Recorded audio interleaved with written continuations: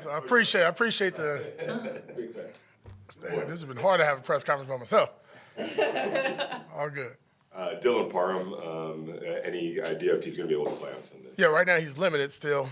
So we'll see. He'll get a couple more reps today in practice. He's trending in the right way. Just got to be smart. If he does play, what and if Andre James can't. So Andre's out. Yeah. You guys have some flexibility at center with a bunch of different players that can play. Can you see like a Dylan Parham playing center, or does he stay at guard and maybe Jackson Powers? No, I think we've had Jackson there the last couple of days, and we'll kind of leave it there and then let guys kind of stay put. We've been shuffling the O-line quite a bit now due to injuries, so do the best we can to keep some continuity there and let the guys that's practiced throughout the week play where they've been practicing.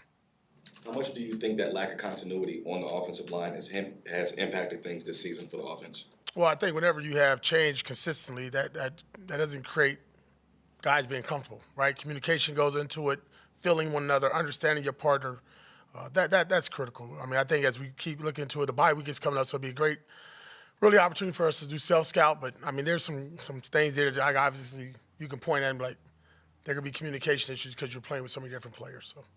There are some things that Desmond Ritter does that maybe your other quarterbacks don't do. Is there a way to maybe, get that on the field in situations to be able to take advantage of that? Yeah, I think that's the best thing. Situations. You look at last week, and at times there were situations, at times there were not. So you go with the flow of the game, but obviously we're getting him ramped up for whatever opportunity that he's ready to play in. When you look at the run game, what gives you hope that you can turn things around there? Got to stay consistent. It's consistent details. I mean, we're not doing a lot in the running game. There's, at the end of the day, you got to block the guy in front of you. You got to hit the hole. You got to run through contact. Sometimes you got to make a guy miss, right? So a lot goes into it.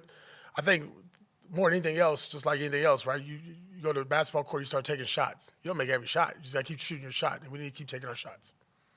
How important is it to get Trey Tucker involved, especially with his speed? Yeah, we just got to find a way to get him the ball, right? It could be a reverse, and we've done that the last couple of weeks. And, again, if it's opportunities down the field, get him there. We had one last week. A penalty brought that one back. But, I think with Trey, just constantly trying to find different ways and put him in different positions to get open first and foremost, and then, the ball got to get out. Trey obviously was he played at Cincinnati. He's going home this weekend. Can that kind of thing, as a player, kind of spark you a little bit? I would think so. I mean, I'm sure he's got a ticket list. It's pretty expansive right now, expanded as far as how many tickets he needs. But, I think for a lot of guys, you really want to stay away from that because you get caught up in a hoopla and everybody's at the hotel the night before the game. And look, this is a game that we want to leave there victorious. Maybe last season, the bye week was pretty late in the season. I believe it was around week 13. This week it's a lot earlier, or this year's a lot earlier. Is there a big difference between when the bye week is and how impactful it is? It's perfect time for us, to be honest. We need it. We need to get healthy. We need to reset. We need to self-scout. We need to look at ourselves and what can we fix going forward in those last 8 games. How big would a victory be going into the bye week for this team? Momentum, confidence, a lot. I mean, you don't want to have a loss and then sit for 2 weeks, right? You don't want that to linger, especially that would be the 5th game in a row. So we're not looking forward to that at all. I think the guys have the right mindset, the right attitude, the right focus yesterday was really good for us from that standpoint. The energy is good, and they understand the task that we got in front of us on the road against, obviously a good offense and a good team that, for the last couple of years has been in the playoffs.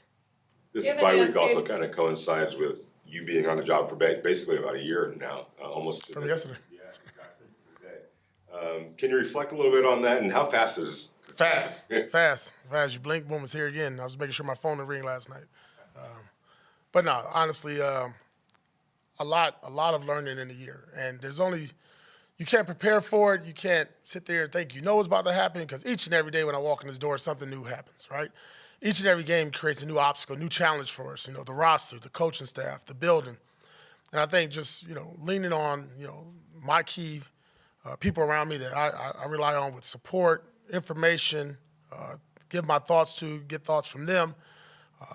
It's been good, but I like I said, if you'd asked me a year ago today, would I be standing here? I would have probably said no, right? So, but I think being in this position I am now, I have a better understanding of our team, a better understanding of what we need to do to fix things, and we got to constantly keep doing it. And I think that's the best part about this job, that it's never finished, right? I could be here hopefully 10 more years from now, and I'm probably have to say the same thing. Like, I got something more to work on, something more to do. Coaches that's been around the league for 20 years, they do the same thing. So that's my goal, and obviously just fortunate to be in this position. How much self-evaluation does go into the process that you go through on a daily or weekly process? Yeah, I mean, often. There's a lot of. It's funny. I got asked a question in a broadcast meeting. Do I sit in my office by myself all day? Yeah, sometimes you do, and it's good when somebody else comes in here because you can get caught up in your thoughts too much, right? And it's good to get in different meeting rooms and be out there to walk through and hear their coaches speak and be around the players in individual periods in practice. So for me, there's a lot of self-reflection, a lot of self-thoughts, but at the same time, I don't want to get into my own head, right? And I got to be a realist. I'm a guy I say what it is and call it what it is. And for me, I don't want to really have mind games going on. Coach, do you have any update on Robert Spillane? Yeah, he won't practice today. And knowing Robert, he'll be a game time decision, and knowing Robert, hopefully he'll play. You talked about kind of the inconsistencies with Zamir, like struggled, kind of hurt, up and down a little bit. You want to get him in a rhythm, and now obviously he missed practice again yesterday. Is sort of updating him, and where do you want to see him? Yeah, he'll practice today, full speed, full go today.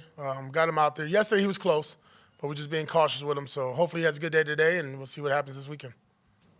Good set. Cool. All right, thank you.